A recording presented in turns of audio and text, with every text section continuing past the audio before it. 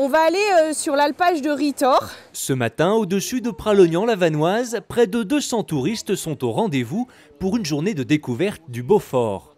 45 minutes de montée dans la vallée de Chavières et c'est Dominique qui mène la marche. Vous connaissez un peu les vaches ou pas? Les vaches, oui, moi je suis normand. Ah mais oui. Normandie, donc les vaches, je connais. Et le Beaufort? Non. Cette étudiante vétérinaire, passionnée de montagne, a été sélectionnée pour être colporteur des alpages, une sorte d'ambassadeur du fromage Beaufort.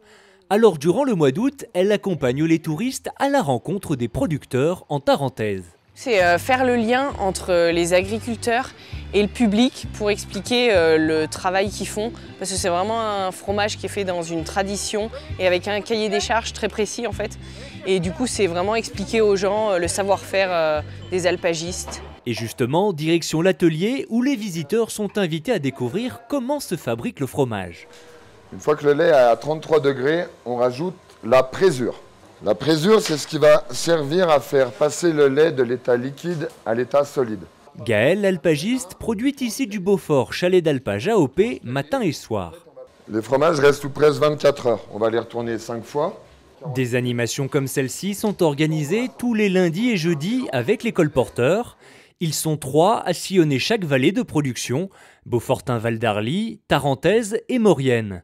Tout au long de leur déplacement, ils alimentent aussi en photo la page Facebook du syndicat du Beaufort pour développer l'image de ce fromage savoyard. On utilise des nouveaux moyens de communication, parce que bon, le fromage Beaufort est quand même une filière assez jeune. Donc du coup, nous aussi, on essaie de toucher au maximum le maximum de gens en fait. On explique toute la filière Beaufort, ce que ça entraîne les 405 producteurs et tous les gens derrière. La fête de l'alpage au Ritor, dépêchez-vous, il n'y a plus de place bientôt. Ces sorties sont aussi l'occasion de goûter au terroir local, comme la Polinte, agrémentée de Beaufort bien sûr, ou encore de découvrir les espaces naturels traversés, ici avec un guide du Parc national de la Vanoise. Ce qui va définir souvent le bouquetin, c'est des grandes cornes, c'est ce que vous voyez là. Si on veut voir les anodages, il faut regarder à l'arrière de la corne, et donc 1 an, 2 ans, 3, 4, 5, 6, 7, 8, 9. Il était dans sa 10e année. Et il ne faut pas attendre bien longtemps avant que les animaux pointent le bout de leurs cornes. Voilà, donc si vous regardez dans longue vue, vous avez 2 chamois.